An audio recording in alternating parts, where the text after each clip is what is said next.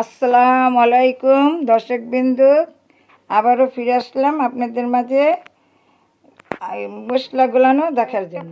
কৌটার থেকে খুলে নিতে হয়, আপনি এক কৌটার থেকে সব নিতে পারবেন। ভালোভাবে দেখে নিন। এখানে 1 চামচ আদা বাটা দিলাম,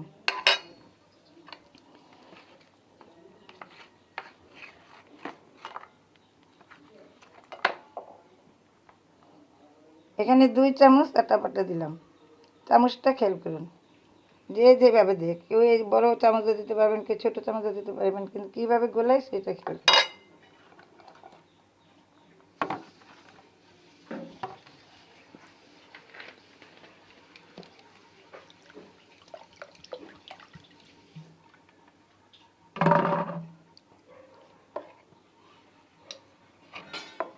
এভাবে পানি দিয়ে, আমি তো এটা ব্লেন্ডারে পানি পানি করি, আজকে আমার বৌমাকে দেখাই দিব, এই জন্য এটা ঘন হয়েছিল।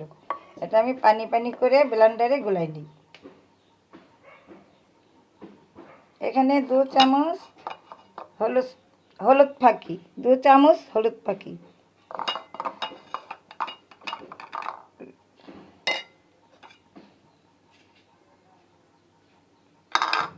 2 চামচ হলুদ ফাঁকি, 1 চামচ ধনের গুঁড়া, 1 চামচ,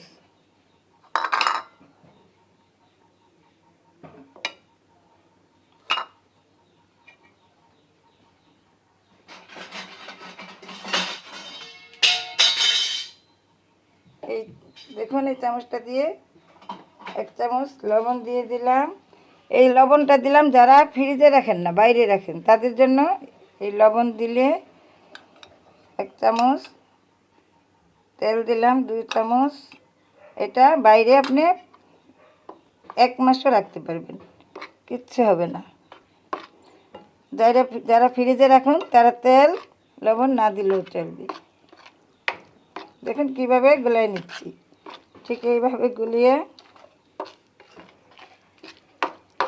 এটা একদম মা চাচিদের বাটা মশলার মতো স্বাদ হয়। আমার কাছে সবাই খালি জানতে চাই, এই জন্য আমার ভিডিওটা করলাম। তো কাকি, আপনার কাকি, কেউ খালা, কেউ মামা মামি এরকমই বলে, কীভাবে মশলাটা গুলিয়ে নেন। এই প্রতিদিন এইভাবে গোলার থেকে আমি গুলাইয়া দেখিয়ে দিলাম। এই ভিডিওটি আপনারা সবাই দেখবেন, ভালো করে দেখে নিয়ে কীভাবে এটা আমি গুলাইয়া নিলাম। আপনাদের ভালো লাগলে লাইক, কমেন্ট, সাবস্ক্রাইব আর পাশে থেকে বেল বাটনটি বাজিয়ে দিবেন।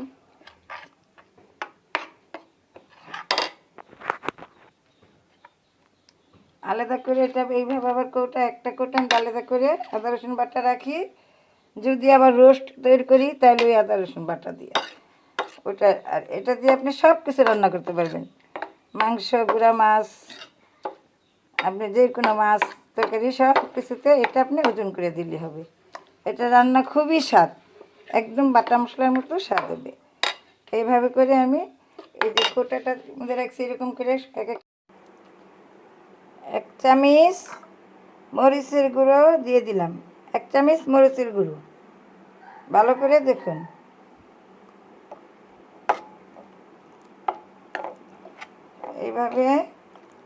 এইভাবে ভালো করে নেড়ে চেড়ে মিক্সচার করে নেবেন।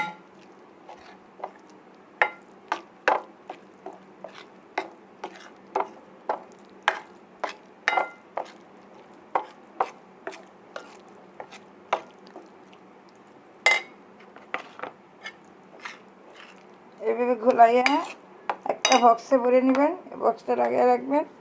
এক বক্সের থেকে সব কাজ চলে গেল, তো অনেকটি কৌটা খোলন লাগলো না। এটা স্বাদই অন্যরকম, একদম বাটা মশলার মতো স্বাদ।